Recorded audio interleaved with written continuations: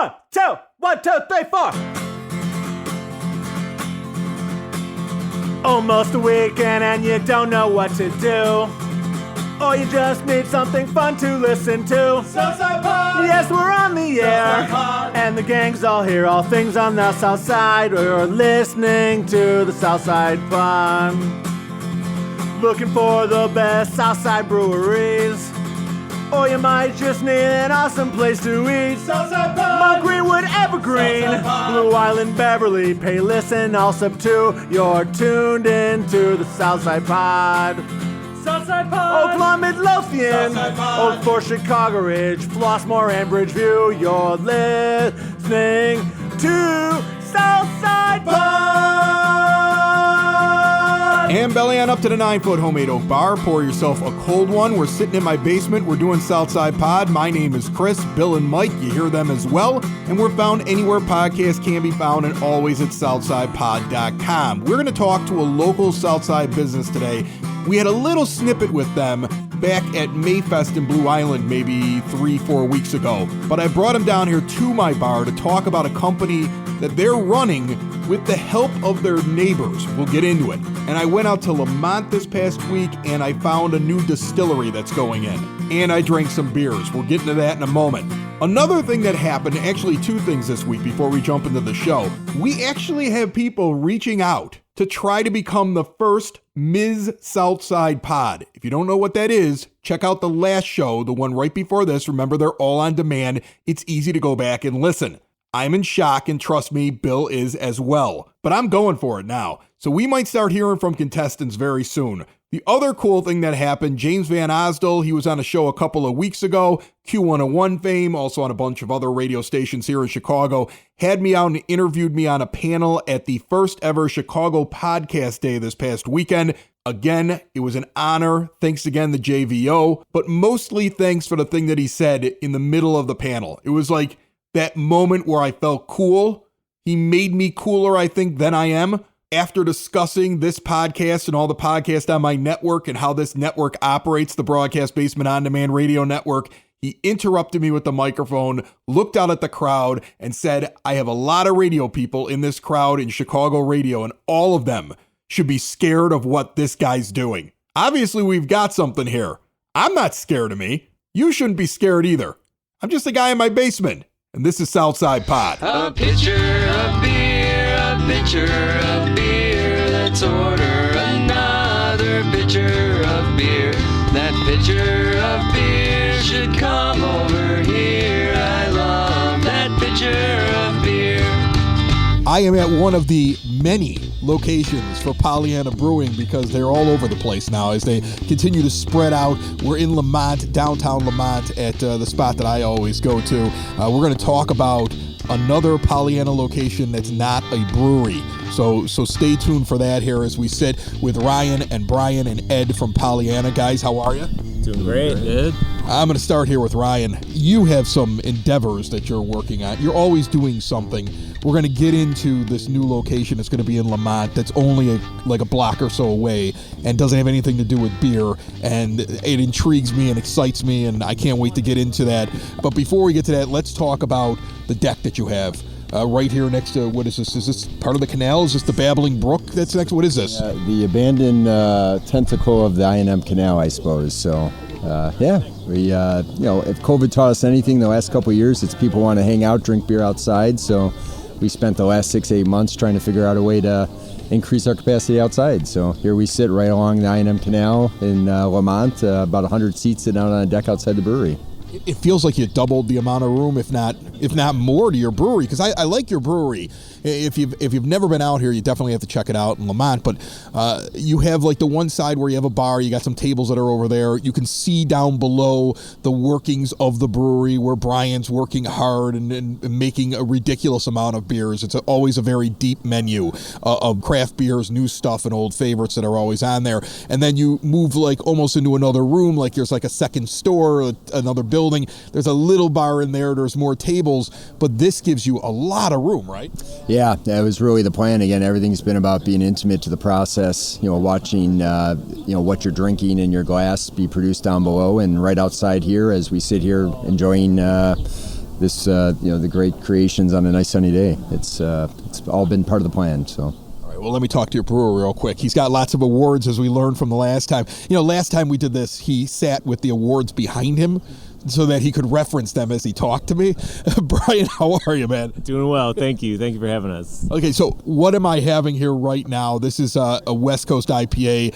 Deep down, with all the different types of beers that I try, I will never go away from what got me into craft beer. It got me off of Miller Lite and into actually drinking something with some flavor and some body to it, and that's a West Coast IPA. I love them more than even these new ones that are hazy. Tell me about this beer. What is it called? Tell me a little bit about it.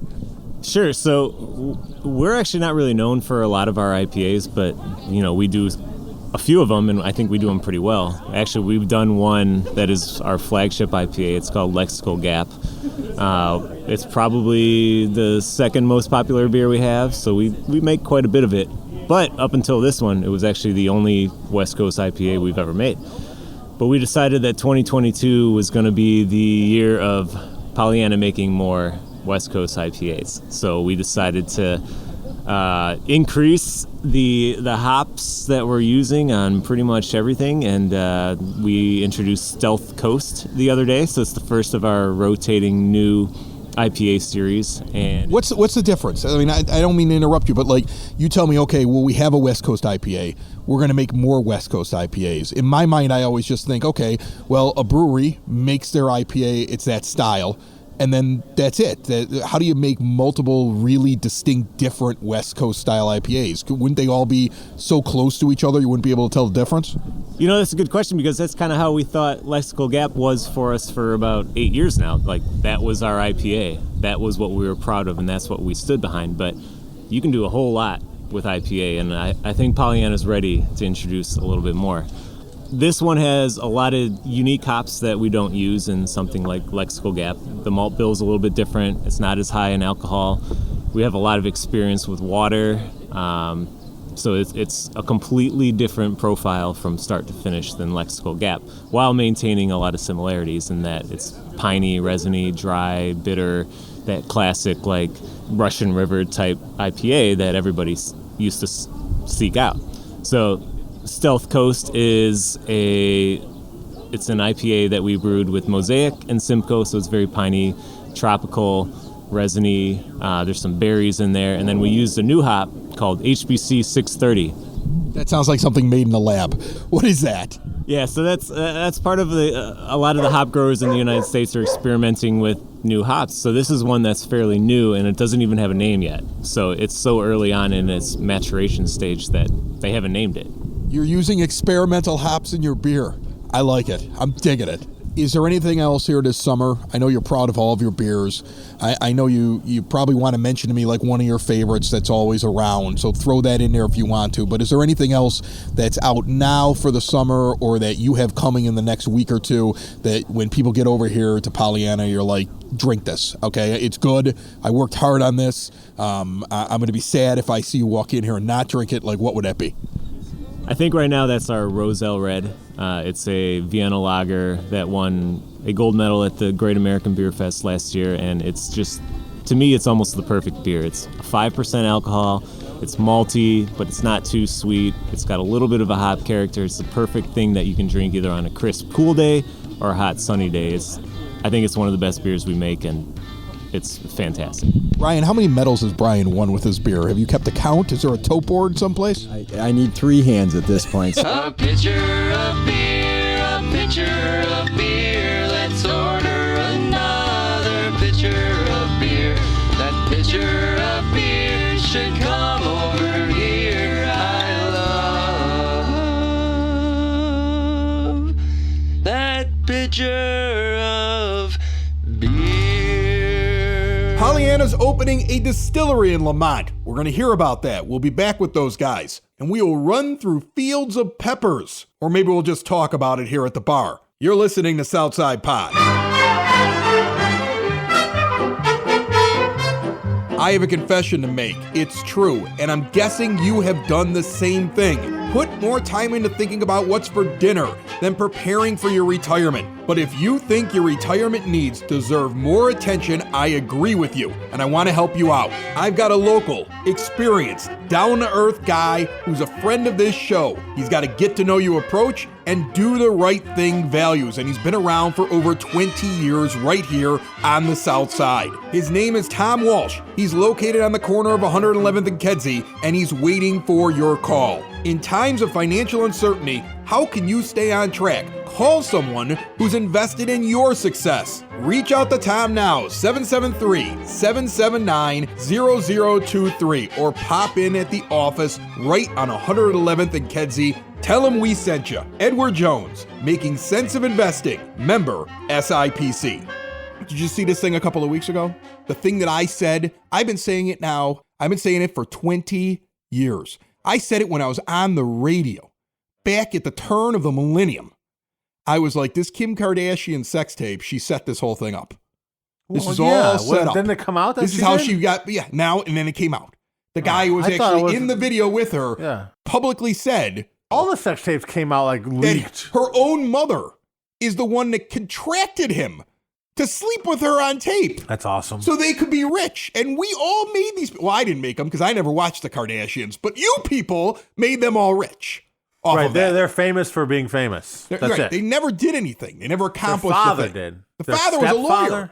No, it was a. Well, the father was an OJ lawyer. He was an OJ lawyer, so he was kind of famous in the limelight. Yeah, but in reality, he made his money being a lawyer, right? And then he died, right? And they wanted to be rich. Was woman of the year. She went and she got herself a former Olympic athlete, Bruce Jenner, right? Okay, who's now what's the woman of the year? Yeah, I can't remember his name or her name. Her name. What is her name? Pronouns, please. What is her name now? Caitlyn. Okay, so Bruce became Caitlyn, right? But originally Caitlyn was Bruce, and she went and got herself a guy who was on a Wheaties box who had money. Right. And then she survived on that until she could get a sex tape made with her daughter. And the point that I'm trying to make here, just think about hold that. on, I need a second to process.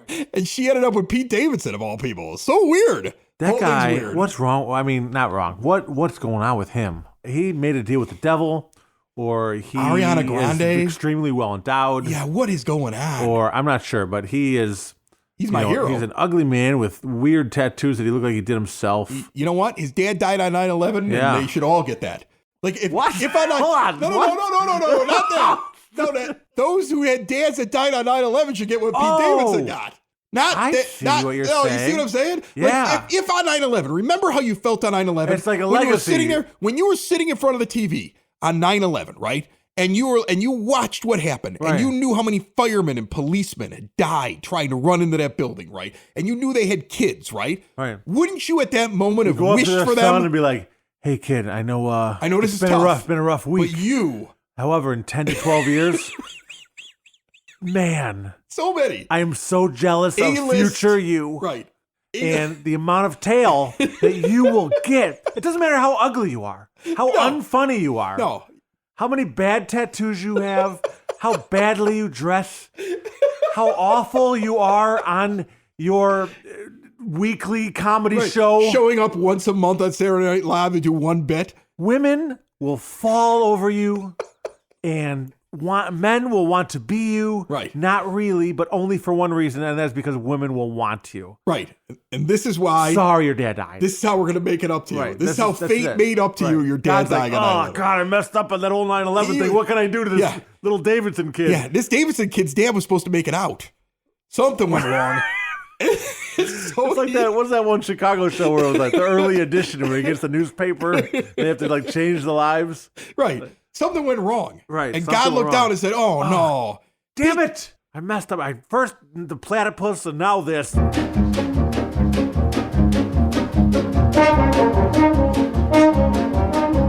It's now time for your Southside Pod Bulletin Board, brought to you by Cool Clouds Vapor Shop. Quitting smoking is hard. Cool Clouds wants to give you an alternative. They have a complete taster bar at their location, and they got great CBD products as well. Check them out in Evergreen Park at 3837 West 95th Street, or visit them online at coolcloudsvapor.com. It's Memorial Day weekend. Some people get out of town. If you're staying on the South Side, Gaelic Park Park has the Larkin and Moran Brothers. It's a band, it's just not a bunch of guys sitting around doing nothing. It's an actual band. They will be there on Friday. They also have Bloomsday coming up on June the 16th. From what I understand, the organizer is going to be on this program before that occurs at Barney O'Callahan's Pub at 10618 Southwestern Avenue. So I'm looking forward to learning more about that. In Chicago Ridge, One Allegiance Brewing, we've been there before. They have the Priscillas, Saturday from 7 p.m. until 10 p.m. Another great spot to get live music this weekend and have a pint.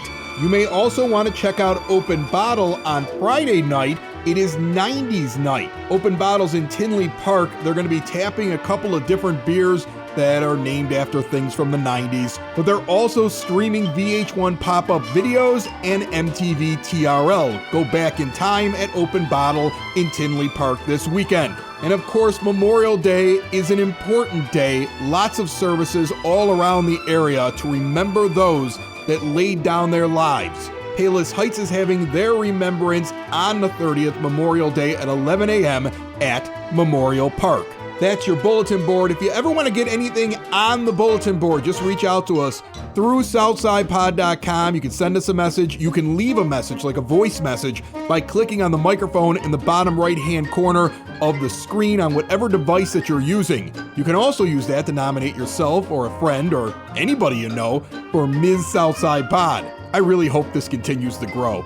I'm going to save the pepper people for the end of the show, so let's real quick head back to Lamont and Pollyanna and learn a little bit about this distillery they're putting in. Which is why Ed is sitting here next to us, because he's a distiller. And he brought several batches of his first, attempts at a bourbon that you guys have been distilling this now for a while. I mean, I would imagine you started, Ed, within the last, maybe over a year or even further out. Like, when did you start distilling? They're in the process right now of building a place for all of the spirits that you're making, as Pollyanna's diving into spirits now here in Lamont. Yeah, we started literally in a year ago this past March, the end of March of last year, and we've been chugging away ever since. That's crazy to me. I mean, a year ago, the world's still pretty topsy-turvy, but it was even more topsy-turvy then. And you guys go, we're going to jump into a completely different field and let's start distilling. What were you thinking? Yeah, call us opportunistic and optimistic. So a little bit of both. A lot of energy and, some great talented folks to do it. So what the heck. It's awesome. All right, so tell me a little bit about... And Brian was sitting here, and what's interesting is watching the dynamic between distiller and brewer as we were talking before I turned on the microphone, because you're talking about your batch and you're talking about the bourbon that you have, and then he's sitting there and he's smelling something off it, and he's like, okay, well, this one here might need to be aged a little bit longer, and you're like, well, here, try batch number 4, let's bring that in, and the two of you almost kind of speak your own language. How similar is it being a brewer or a distiller? Well, it's similar in a lot of ways, but more along the lines of what you were just saying. You just need to be able to evaluate what you produce, whether it be a beer or a whiskey or any other kind of spirit, just picking up things along the way. In this case, you're talking about maybe it being a little bit young. These are our first batches of bourbon that we did, last year, and they've been in 15-gallon barrels for about 13 months or so. So yeah, they are a little bit young, but it's kind of cool to take the first samples out of your barrels of your very own bourbon and be able to taste them and be able to share them with you here today too. Do you think that Brian tries out your bourbon and then thinks to himself, I want it to be like this because I know what beer I'm going to put inside of that spent barrel one day? Do you think he's just using you for your spent barrels? I know he's looking forward to getting his hands on all those spent barrels. There'll be a little competition for those? Maybe, I think so. Hey, I got them. Well, actually, they do go to one place that we can either of us get our hands on, but they got to come. They got to be emptied in the distillery. So I got my hands on them first. Give everybody the address here, because I didn't rattle it off yet. I'm sitting outside, so I don't have a menu in front of me where I can grab it and look at the address. So give the location here for this spot here for Pollyanna here in Lamont, and then give the address out to where you're building, if you know the exact address, or give me an intersection where you're building this distillery. Sure. Yeah, so our mothership here is 431 Talcott Avenue in Lamont, and we're going to be about a block and a half from here starting this fall at 326 Main. So it's literally what we refer to as Main and Main in downtown Lamont, right as you come into the city. So list it out. You kind of told me already, but I want you to tell the people that are listening to the Southside Pod, list it out. What did you go with distilling wise, and was there and as you're listing out, was there a reason for some of them that you went and did? Is it because of popularity or stuff that you just wanted to make? Both of those. Currently we're producing as much bourbon as we can. We got to get that in barrels so it's available to us 2, 3, 4, 5 years down the road. But we also have a Jamaican style rum that we do from dark pearl molasses. We've got vodka, probably what I would classify as a traditional vodka, sourced from some of the best corn in the world right here where we're living. We've got an American-style gin that we do where we dial back to juniper and bring the citrus botanicals forward, which makes it very well balanced. And a lot of people who are not big gin drinkers, they tend to like it too. We also have taken that very gin and put it in whiskey barrels, so brand new whiskey barrels, as if we were putting bourbon in those barrels, and that turned out very well. Definitely get out here to Pollyanna, try out the IPAs that are out this summer. They're doing all kinds of good stuff, and I cannot wait to come in and try more of your spirits, because I got lucky enough to try some of these test batches. So now, I feel like I got something exclusive, and that was awesome. You definitely did. I mean, it just happened to be your lucky day. I walked in, and they're like, it looks like something that the Mr. Gower would keep the medicine in, and instead it's filled with bourbon with little labels on it. This is incredible. So I'm going to end the interview and beg you for more. Thanks so much, guys. Yeah, cheers. Thank you. Thanks for coming out. Building relationships, supporting the community, and service. These are the things that Country Financial stands for. They're neighbors who lend a helping hand and support the fabric of your community, including charitable organizations, sports, financial education, and civic organizations. And since Country is already your neighbor, they want to get together and chat. Call your local Country Financial representative, Mike Thauer, today at 708-425-1559 to talk about the things that are important to you and how he can help you protect them. John and Rachel Sidlow. John goes by the name of Sid. We met you at Mayfest. Yes, correct. Right? We met you at Mayfest over at Blue Island Beer Company in Blue Island.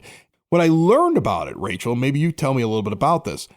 You guys are growing peppers in your backyard and making hot sauces. Yes. Now, how does that go about, and what does your backyard look like? Is it just pepper fields? I'm imagining just a normal backyard in Evergreen Park, but there's fields of peppers.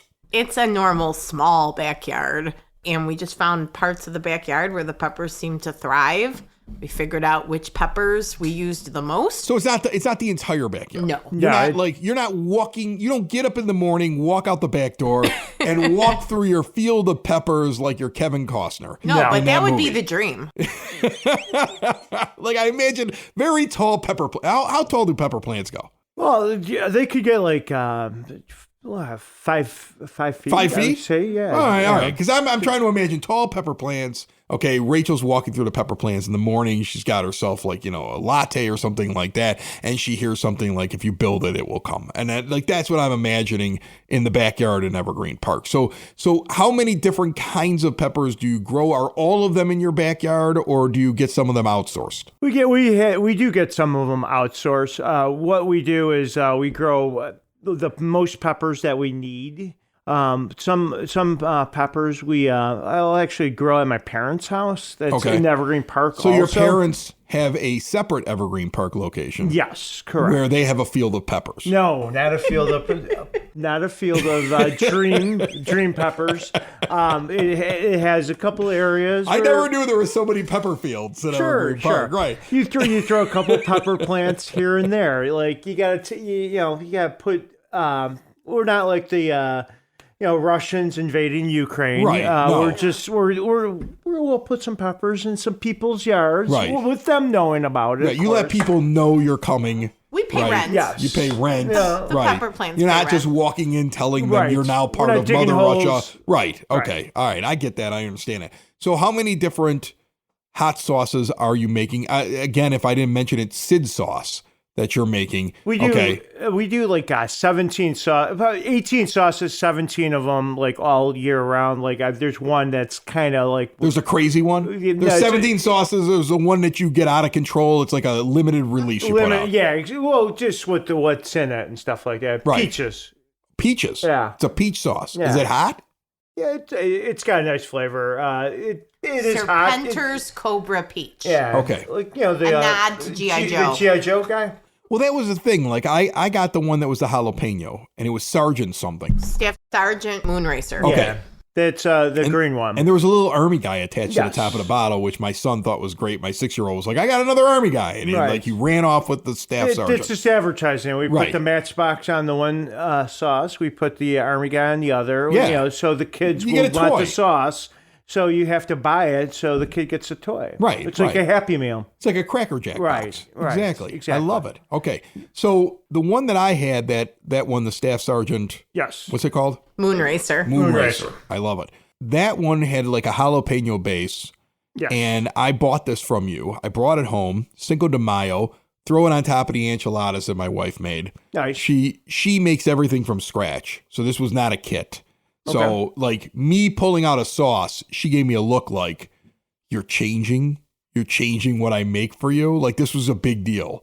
And I popped it on the enchilada. My son, who's a big hot sauce fan, Okay. we're going to have to get him to meet you guys at some point. Definitely. He puts it on his. We're sitting there eating it, and I'm like, from now on, with the enchiladas, we have to have this sauce. I mean, tell me a little bit about that one, because I know a lot about it.